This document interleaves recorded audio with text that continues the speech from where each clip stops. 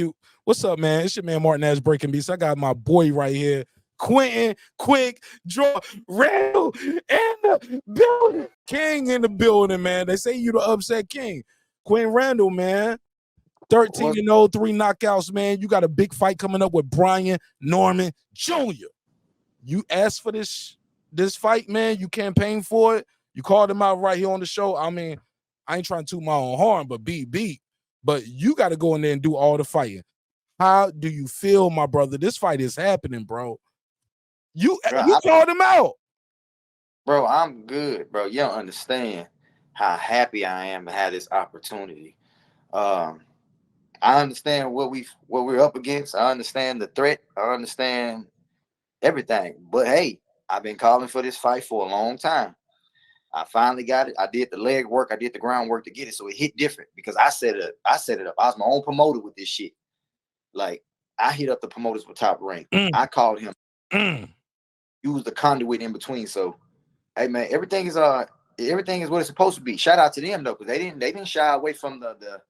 Hold on. I clicked the wrong button. There we go. My bad, brother. I'm sorry. You good? I say shout out to Brian Norman and his pops because they didn't shy away. They was about that action too, just like I am. So that's what's gonna make for the fight all more compelling because I ain't backing down from nothing, and I know they ain't either. So it's gonna be. I'm happy about it, bro. I've been locked in a camp.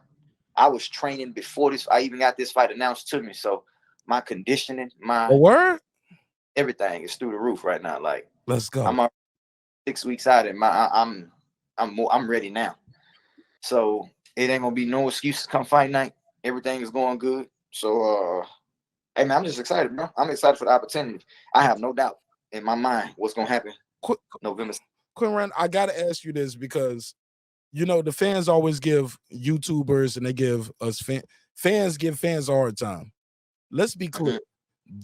Can we be clear on this? This is a perfect example of what happens when a fighter like yourself calls somebody out.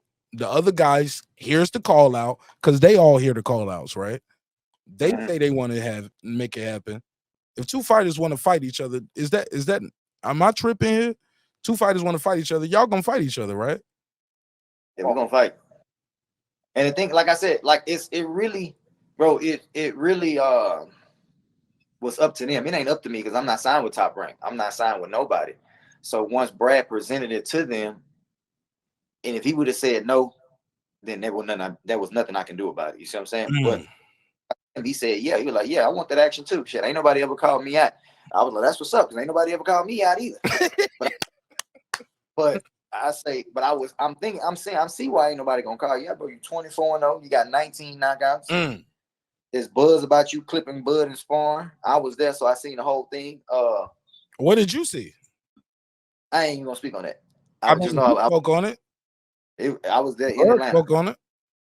Yeah, so he kept it a buck. He said the rumors wasn't true. He said I didn't knock out Bud Crawford. He said that's cap. He said I didn't drop Bud Crawford. That's cap. He said I didn't wobble him. He said I started off aggressive with some nervous energy, and I was a little wild. Bud tied me up. Bud looked at Bo Mack and was like, Bo, we got one. We got a live dog in it, basically. You know what I'm saying? And then we proceeded to do 3-4 minute rounds, and he said it was some of the best work he ever got in his life, and he wanted to start doing 4-minute rounds. He didn't disrespect Bud at all. I don't know why Quinton. I don't know why the fans get that. People think some fans think he's a Crawford hater, or they think you are a Spence hater. I mean, not a Spence hater. They think you're a Crawford hater. Man, I was like, he worked with Crawford. Like, you were at the Brian Norman sparring with Crawford. Bro, I have never in my life went against the grain when it come to Bud as far as him fighting. Now, when Errol Spence hired me for a sparring, this is me paying bills, bro. I'm not signing to nobody, so I needed to make some money at the time. So I was like, man, fuck it. If it gives me an opportunity on the card, then yeah, I'm gonna help do that. Like, I'm gonna help the nigga. I'm cool with Errol too. So, and that did. It got me the opportunity on the Frank Martin card. Yeah. So if I told him no, that I would have been in bills do everything. Hey, look, Q, I don't mean to fuck with you too much, bro, but can you get like more in the frame? Because I might crop some of this late. Like, there you go. Like you swaying out of the frame of the picture. You know what I'm saying? They don't want to see me. They want to see the future world champion one day, right? That's you. Yeah. No, Right. I'm a But look, but peep this though, bro. Like some would say, did you just say like you got the opportunity for the Frank Martin card because of working with Errol Spence? How did that work?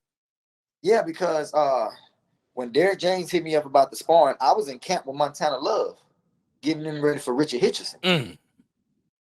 And so when they hit me up by sparring, I was like, okay, cool, man. I needed the bread. I was like, all right, cool. Shit, it's bread, and hopefully it come with an opportunity. I'm thinking it'll come with an opportunity on the Crawford and Spence undercard. But so Spence, he was talking to me, asking who you signed with. I said, I ain't signed to nobody. He thought I was signed with Jake Prince. I was like, nah, bro, I ain't signed with nobody, bro. I'm independent. He said, how you be getting your fights? I said, man, me and my coach be hustling, bro. We be out here on these corners, hustling these fights the best we can, and we just make sure we go in there and perform.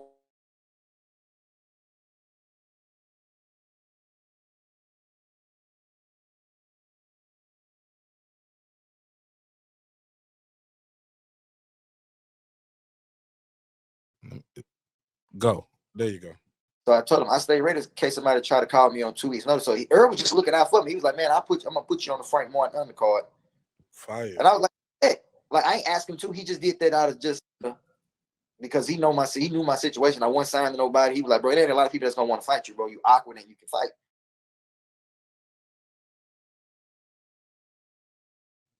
Can you hear me? Can you hear me? Yeah, I hear you. Yeah. I said that's love and support. Errol's been a real one right there. Yeah, so now it wasn't that I was sparring Errol that I was going against Bud. It kind of seemed that way because I'm helping the man get ready, but I'm looking out for myself at this point. I'm not signing nobody. I got bills to pay. I'm trying to get a good opportunity. If Bud would have called me to spar for Errol, I'd have been like, hell yeah, come on, nigga. I'd have done the same thing either way because I respect both fighters. Yeah. So I'm not no Crawford hater at all. I'm shit. What you can ask anybody. I don't never go against the grain when it comes to that. You never did. Even when that interview we did, you never said, yeah, Errol gonna go in there and knock him the fuck out. You ain't never do nothing crazy like that. You was like you kind of kept it neutral. And you kept it respectful on both sides. You know what I'm saying? But I gotta ask you this though, now that the fight is over. What did you think of the fight? Like you worked with Errol before the fight. Some people say Errol had slippage. I remember talking to you. You said he still got that nagging ass jab. And some people, like now that we seen the fight happen, it's almost like you kind of foreshadowed what we all saw happen. You kind of foreshadowed a little bit of slippage. I don't even know if you realize you did that, but in real time, nobody sees it. But after seeing the fight, you was like, he still got that, knowing that nagging ass jab. It was like he still, you know what I'm. Do you get what I'm saying? Yeah.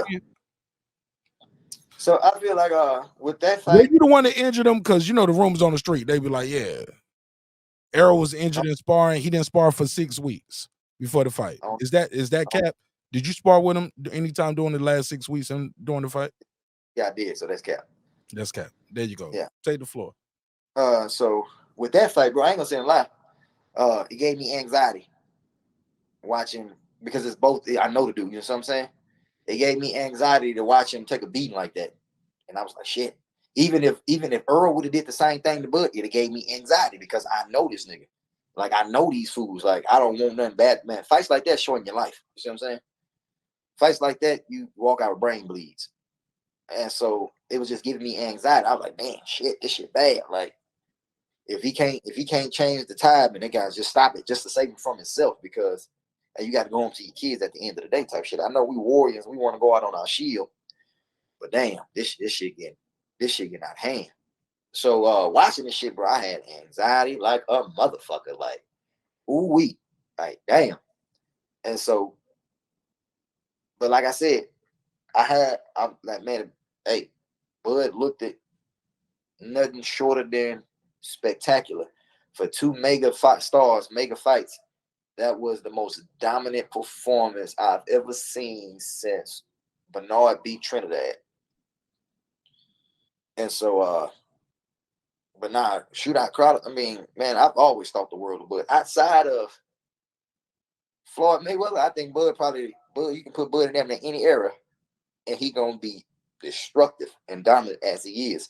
So I ain't never had nothing. I ain't never had nothing negative to say about that man in my life. Never, not once. Time. You can't pull up an interview. It ain't a person alive that can say I've said anything negative about Bud or Errol. Right. Right, but you know how the fans be. They be looking for an angle. They always look for, you know, a reason sometimes to not like or to support somebody. I gotta ask you this.